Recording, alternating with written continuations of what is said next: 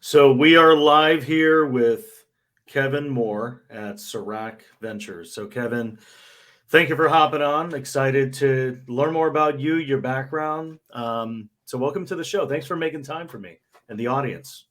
Of course, happy to be here. Yeah, I'm excited. So why don't we take a step back and talk about your early career? Where did you grow up? What did you want to study early in your career? I'll tell you, there isn't a degree in private equity or venture capital, right? You can't just go to study that path and get a certificate. There should be, because usually that career path, you have to have an accounting background, a tech background, or a finance background, and you got to find your way into it. But other degrees like the one that I have, engineering, like it's very clear cut, right? You do a 4-year program in electrical engineering, you get a degree, and then the job that you apply for is electrical engineering. So it's not as obvious in the space that we're in now. So let's just do some reflection. Let's talk about, where you grew up, what your parents did, if you feel comfortable talking about that, and your upbringing, and how did you get to where you are now as a very experienced and established investor. No, thank you for the question, and excited to be here to talk a little bit about that. We have that affinity in that we're both engineers by training. Yeah. I actually got my degree in civil engineering, and I think people who become engineers are just curious people. They want to know how things work. That's how I always was as a kid. Yeah. Growing up, I'm originally from Tulsa, Oklahoma, and right smack dab in the middle of the country. My mother is an immigrant to the United States from Jamaica. And, we're just from a blue collar light upbringing where my dad always did manual labor. My mother eventually went to work at the American Red Cross, and she was there for like 25 years. They divorced when I was younger, and we ended up, my brother and I, living with my father for the majority of our youth until I went to college. And, I just was always a curious kid, building things, taking things apart, just curious about how the world worked. Sometimes that got me in trouble. I remember a story where my father, when he was a kid, he was kind of the same way. He was playing with some matches, and him and his friends were trying to light a gas, I wouldn't call it a gas tank, but a stream of gas on fire as they were pouring it. Anyway, the tank exploded. He ended up with this massive scar on his neck to this day. So when we were kids, he said, don't ever play with matches. It was always one of his biggest fears. So grew up with my father and pretty much just had a normal upbringing. There were obviously some tough times, but transitioning from engineering into the financial world really came when I was in my junior year in college.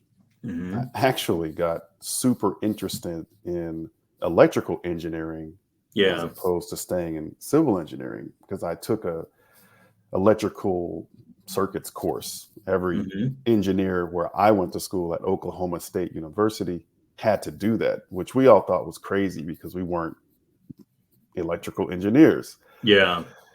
So I thought, I was actually pretty good at it. I aced the course, which everyone said was the hardest course in the program because it was so far afield from what we were doing with, structural engineering and all the different things that come along with civil engineering. And then that led to just an interest in more sort of technical things like finance. I was in the library one night studying in Edmond Lowe Library, and I picked up this book called Personal Finance for Dummies. And given we experienced financial hardship growing up, I thought I should probably read this since I'm about to graduate, become an adult. And that's really what sparked my interest in just the finance business in general. So when I graduated, my wife and I, we moved to Chicago, and I was working as an engineer. And 6 months into my job, I was typing a list of goals sitting at my desk. And I said, what do I want to be in the next 20 years? And I wrote down goal, age that I wanted to accomplish that goal. And one of those goals was by the age 35, I wanted to start my own venture capital firm because I'd learned about all these different fields of finance, and Yeah. private equity was one of them. And that's what set me on the course, man. Happy to go any direction from there. Yeah. But that was the beginning of getting to where I'm at now. So, I don't know if you heard the story about Jim Carrey, the actor, but he had a similar story about writing goals. So he wrote himself a check for $10 million. And it was a check for himself that I guess told him that he would be rendering the services and making 10 million at a certain time. And I think that's when like Dumb and Dumber came out. And he got like a $10 million check at the time that he projected it to be. So I think there's power in writing your goals. A lot of us are super busy and we're multitasking all the time. So we don't take time out to reflect because we're too busy catching up on emails, catching up on the never-ending to-do list. But it sounds like most of the goals that you wrote down, you achieved them, and I think it's because you wrote them down. So you kind of manifested it at some point. Well, I think that I think what I've learned in my career, and it took me learning it the hard way, is that there's no linear path to your goals. And I used to get into, so after leaving engineering, I went to become a financial advisor for roughly 6 years. Yeah. And through that, it was a lot of sort of building and learning how to sell, learning how to talk to customers, learning financial products, and getting into that rhythm of just hustling every single day was a skill that I learned. Yeah. And then from there, I went to work at the Federal Reserve Bank, and that was a little bit slower, highly analytical job, and didn't enjoy that place that much at first. But it was there where I had this epiphany. It's about a year into the job, I said to myself, my long-term goal is to get into venture capital.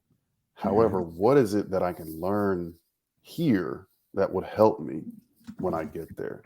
And that shift in my mentality is what changed my entire career. And every single thing that I did thereafter, I figured, how could this be useful in my future goal? I'm not sure when I'm going to get there, but how could it be helpful? And I appreciate that. But at that point, I was, I think, early 30s. I had 2 children. It was a far, distant future from when I first thought about getting into VC when I was 24 years old. Yeah. And what do you think drove that mentality? You said you kind of had a shift in mentality. What do you think drove that shift? I think the biggest thing that I ascribed to a long time ago, even before that sort of shift of the goal setting and where I wanted to be, was having this deep down belief that instead of trying to be someone you're not or trying to be people that you desire, you really just have to be you. And I agree. The one thing that you have 100% control over, no matter what's going on in your situation, no matter how good or bad it is what you choose to do every single day. Yeah. And I think that so many people lose sight of the power in that.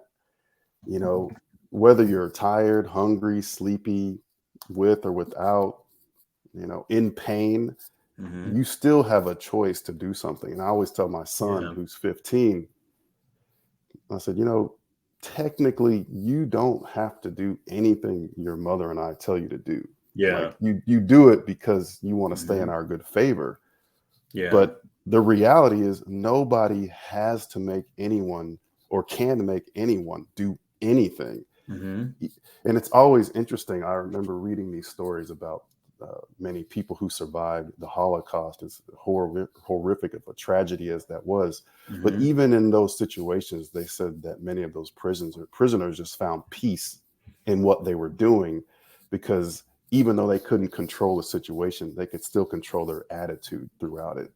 And I've never I've never let that go. It's something I think about now, where as a VC fundraising or talking to companies, I can prepare. I can do everything I can do, and just the outcomes are outside of my control. That gives me Yeah. peace, and it gives me like a certain resolve and a stoicness about the things that I do on a daily basis. Yeah. I mean, I think it's also interesting to think about being an engineer and thinking about how you take apart problems. I guess tell me some of the pros of being an engineer and integrating that skill set into being an investor. Well, I'm sure that you and I both could sort of riff Mhm. on this when it Oh comes yeah. to just engineers. I think are really good at understanding the pieces of different Mhm. problems Yeah. and breaking problems down. I mean, I do that every day. Sure. In fact, I'm doing it today. I'm Mhm. talking with a potential investor, and they wanted to understand what would the model look like for their returns. Yeah. And I'm like, I enjoy building models. I think they're Mhm. fun to do, Yeah. especially when you don't have any interruptions and you can just sort of lock in. Mhm. But there's no, based upon the parameters of what they're asking for, like I have to Mhm. think about what are the pieces and Yeah. then put it together. But I think about that with everything from how do the Mhm. operations of this firm work? How are we going to manage our deal flow? How are we reserving capital? What are the steps on how we're adding value? What are the new employees going to do when they come on board? So I think that structure from just a day-to-day standpoint is the Mhm. same way it was when I was in college solving engineering problems. We used to Yeah. have, and I'm sure you did too, like the engineering paper. And on the Mhm. engineering paper, it was like a huge piece of graph paper. And we would always write step 1, step 2, step 3, and we Mhm. would iterate and go back and that was wrong. But the benefit of doing things in those steps and layers is if you made a mistake, you could go one layer up, correct it, and Yeah. continue going down. And that's how I think about this Mhm. business. It's just like constant iteration, constant improving, and Yeah. it just sort of fits, I think, an engineer's personality. Yeah. I mean, look, being on this planet for a while now, I mean, you start to see parallels. So, as an engineer, one of the things that we were supposed to do is like build systems and like subsystems. So, Hmm. if you've got an aircraft, if you think about it, that's a system. Then there's the engine, right? And then within the engine, there's like components. So everything needs to be broken down. And if you think about an organization, if you're building a firm, you've got the CIO, and then the CIO has certain functions that, there's certain tasks that is probably not high stakes tasks that's worth that person working on. But there's probably someone at a layer below, which is a subsystem that should be tackling those tasks. Sure. And I've seen some other frameworks which have been really interesting, where, depending on the cost of effort for doing that work. So if you're cutting and pasting emails into a newsletter, that's you shouldn't have like the CIO be doing that. Maybe it's like a Right. virtual assistant, or maybe a marketing analyst that's just learning. It's still valuable work, right? But it's just not worth the time of like a higher level system. Hmm. So that for me, just kind of thinking about systems and how they break down.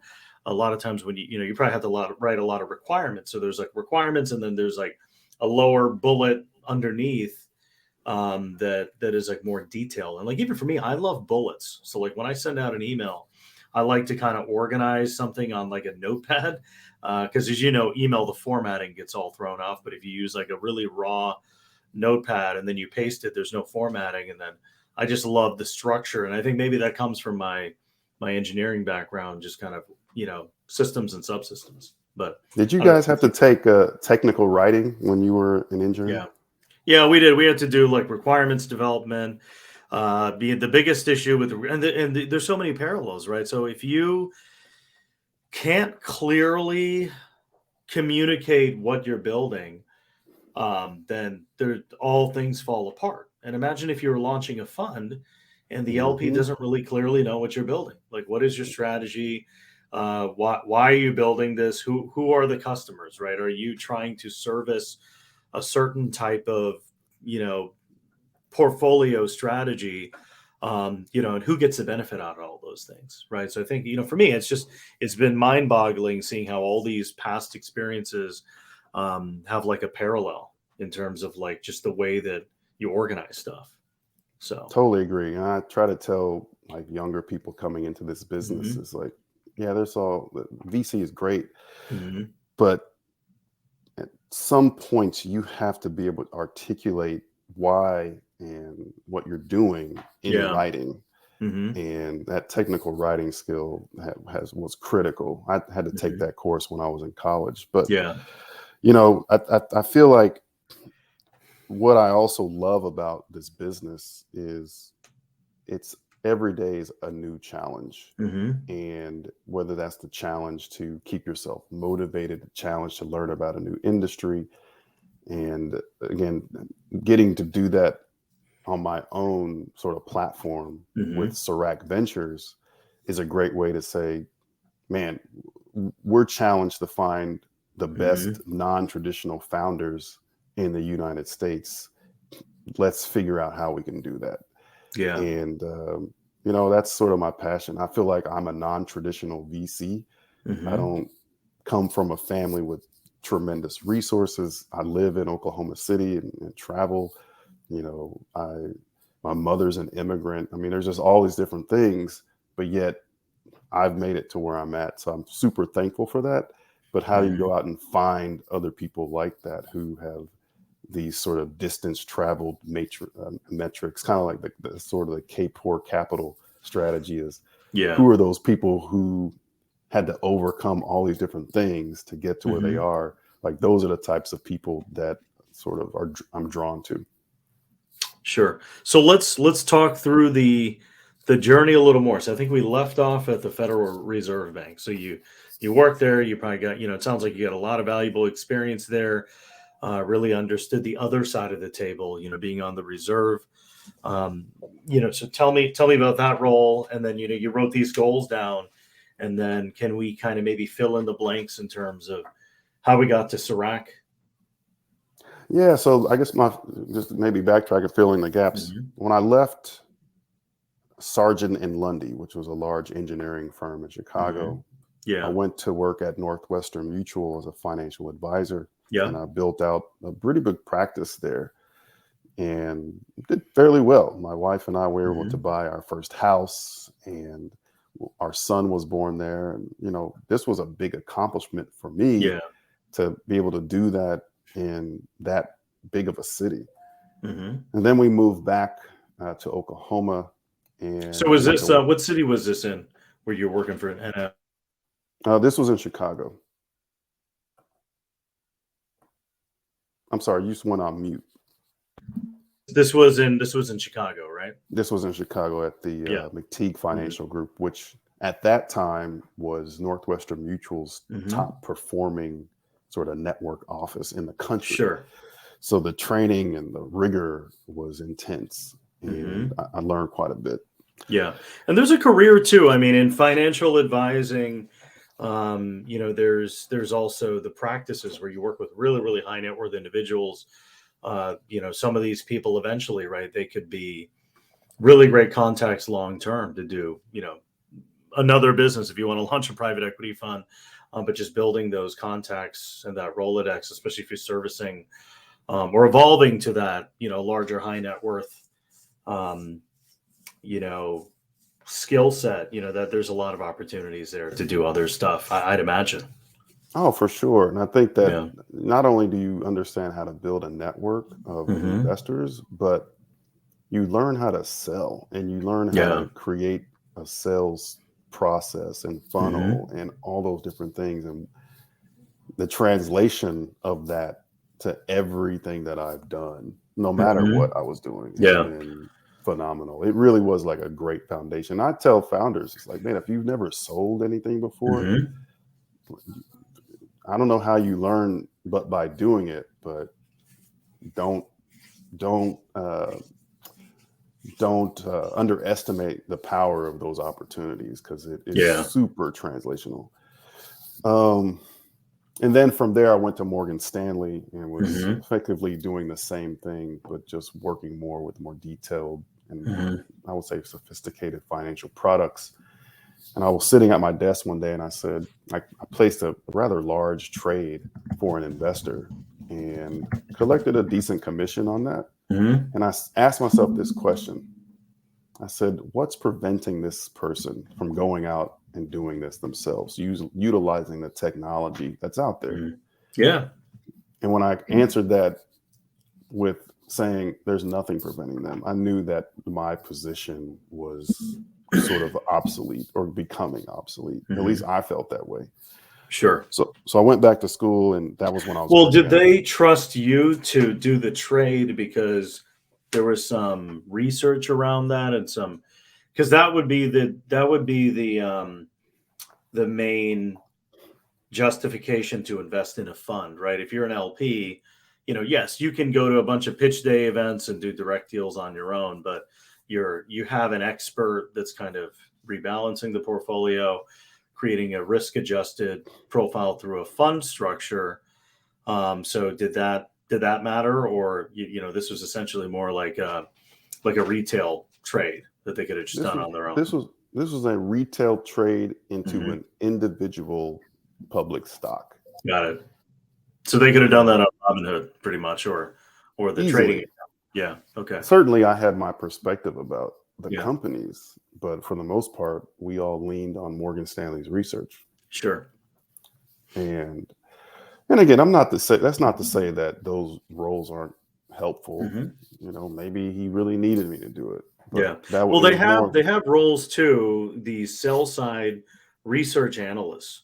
So what they do, or their team does, and correct me if I'm wrong. From my understanding, on the sell side research, they sell a lot of research about certain stocks that maybe I personally, or a retail investor, would not know about until they kind of read that research, and maybe there's some expertise around that where it's like, look, you know Sure. what, if you think it's interesting, here's the research around it, and then hey, tell us, and then the convenience of just maybe calling somebody that to kind of execute versus having to log in and do it on your own. Maybe that's the convenience too. No, absolutely. Yeah. So, I mean, I wasn't studying what were the underlying reasons for why they were Hmm. doing it. I was looking Yeah. at the macro, thinking they could do it without Yeah. me. So Sure. I thought that was my sort of eye-opening moment to Hmm. sort of get back on this track of getting closer to the companies that are Yeah. actually building the technology, allowing those customers to do that. Hmm. So when I was at the Fed, I looked at the Fed at first as like, a huge diversion from where I was trying to go, but embracing where I was, the Fed was really like a consulting job. I mean, you're out Hmm. there. I was a bank examiner at the Fed, and you go from bank to bank, understanding and assessing the safety and soundness of these institutions by looking at their Yeah. investment portfolios, looking at their Hmm. loan portfolios. And I remember sitting in the basement of banks all over the Midwest and sometimes throughout the country, just pouring through like how people were investing and making money. And Hmm. that's when I learned about like debt and leverage, and just Sure. how some of the wealthiest people in the world just continue to accumulate wealth by how they structure their financial investments. And Hmm. Well, I mean, look, we don't learn that in school, right? So we no, when we go to school, we're taught to get a degree, and this is kind of what my parents pushed me to do too. Like, look, be an engineer. When I kind of switched careers into finance, they thought it was very risky. Like, oh, what are you doing? You're throwing away your life. You have such a great future. You have an engineering degree. throwing But away your it's life. so we're taught, in high school to go and get a degree, get healthcare benefits, buy a home. But the concept of leverage, that's one of the fundamental building blocks of private equity, right? I mean, using debt as a vehicle, it's tax free. And then obviously if you're a business too, we see a lot of these large late stage companies, they're leveraging the revenue and the assets of the business to take on another loan to expand the business faster. And, Hmm. now I think a common interview question in private equity or banking is like, what's more expensive, the equity or the debt? How can you kind of grow this company and scale it, and which vehicle would you use, and how much of either equity or debt makes sense, especially at these interest rates. Totally. Totally. Yeah. And I think that, when you're in an environment where you have to understand that, Hmm. it just sorts of gets embedded in your psyche. And I know that like everyone at the Fed had to understand at least the fundamentals of how that worked. And, Yeah. it created in me a versatility, like it showed me that it's like, man, Kevin, you have the opportunity to just do whatever you want, because Hmm. I felt like going there to that role was such a massive diversion from Hmm. everything I had done, but I'd learned so much by doing it. It's interesting, sort of a short, uh, getting off the point here. I just finished this book called Range by David Epstein, and he talks about how people with diverse backgrounds of experience tend to be the ones who outperform over a long time, because they Hmm. can have all these different tools to pull from. And he Yeah. talks about how it's so important for kids even to try a bunch of things Hmm. and really get into them, but don't get too married to them, because that experimentation and learning how to play multiple sports or multiple instruments or do multiple internships, it Yeah. all helps you in the long run when you sort of Hmm. settle into what your long-term thing is going to Yeah. be. So that's, again, not to diverge so much from the topic. So I was at the Fed for a few years, and then I went to work at a firm called I2E, which was short for Innovation to Enterprise. Hmm. And what I2E did, they are an independent organization that was tasked with the responsibility of deploying money from a fund that the state of Oklahoma set up to Hmm. invest in early stage technology companies throughout the state. Got it. So it's kind of that was kind of your first foray working at a venture fund, For essentially, right? sure, yeah. Having some deployment responsibilities, and I guess, were you also involved in the portfolio construction and kind of thinking through, like, how many checks you're allowed to invest in, and how many checks you can invest in a year, and your portfolio can, do you kind of learn some of that stuff, kind of working with the the other team members? Well, yeah, because when coming onto that team, our main priority was sourcing and working with founders and helping them Yeah. develop. In our Monday morning meetings, we would always go through like where we were in the pipeline, Hmm. what was our goal for the year in regards to capital that we needed to deploy. The Yeah. interesting thing about the organization was that of the funds that we had to have a 50% match from private investors. And Hmm. so we created this angel investment group Hmm. at the time called Seed Step Angels, that would, once we approved a deal in house, I would present that company to the Seed Step Angels uh, to see if we could gather that other 50% of capital from that group. Yeah. And Would you at those not be meet, allowed to close if you didn't fulfill the outside capital match? that's Or could correct. you? It Okay, was got it. we So had to that do it. actually is so that's good training for you as an emerging manager, to force you to close out a syndicate, because I feel like a lot of people that do syndicates, I think that's a good first step, right? I don't know what your thoughts are, but like just kind of building. Look, if you can raise a little bit of capital for a syndicate, close out the syndicate, deploy that, and then show the performance. That's a good test. Before you go all in and build a multi-generational firm.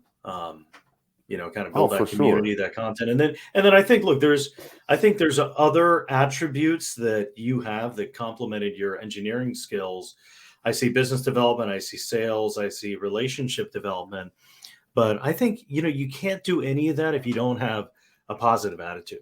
So Hmm. no matter how systematic you and I are, I think one thing that I try to do is just I always try to see a way to fix things, but I don't think that's just the engineering skill set. I think it's just trying to be like hopeful, have a positive attitude. Say, you know what, all these things are tough, but there is a way, there is some type of solution, and you have the tools to get there. So I think that all those things together, to the range of what you're talking about, I think helps stitch everything together. Yeah, I think with VC and just even being an entrepreneur, just this industry, you have to Mhm. have like unlimitless bounds of positive thinking. Yeah. And almost people, I think It's sometimes I almost tell people, delusional. I it's would almost say it's almost, delusional. yeah. Yeah, Yeah. Because it I is mean, almost think delusional. about just the self-doubt that somebody could have to perform the daunting task of launching a fund, from Hmm. scratch. No network, no capital. But just believing that, like, that you're going to do that is half the battle, and like being delusional enough to actually see that happen, because it's only when you see it happen that, or you write it down, to your point, right, that I think it could happen.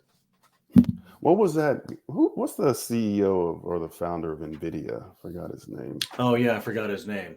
Um, but he's been in my feed a lot. He has a cool video out Hmm. where he talks about, someone asked him, it was like, if looking back on what you know now about starting NVIDIA, Yeah, would you start Jensen another Huang. company? Yeah, just in one. Yeah. Would you start another company now? He was like, Mhm. absolutely not. He was like, it was so I hard. saw that video. I underestimated how Mhm. difficult it would be. Yeah. He says, but as a founder, you just ask yourself, how hard can it be? And Hmm. he was just like, it's that entrepreneurial spirit and drive that is why people do this. Because Hmm. if given the choice between earning the same income and starting a company versus going to work one, and you know that in either situation, your income is going to be the same, I Yeah. think most people just would not start a company because Well, or even it's a start a saying. fund because it's so hard. Yeah, I mean, it's a saying. It's quit the 9 to 5 so you can work 24/7. Pretty much, right? Exactly. I mean, so people think it's like, oh, I want to be financially free. I want passive income. That's not what it is. You're not free. Like, you're working. A lot of people sacrifice time with their family.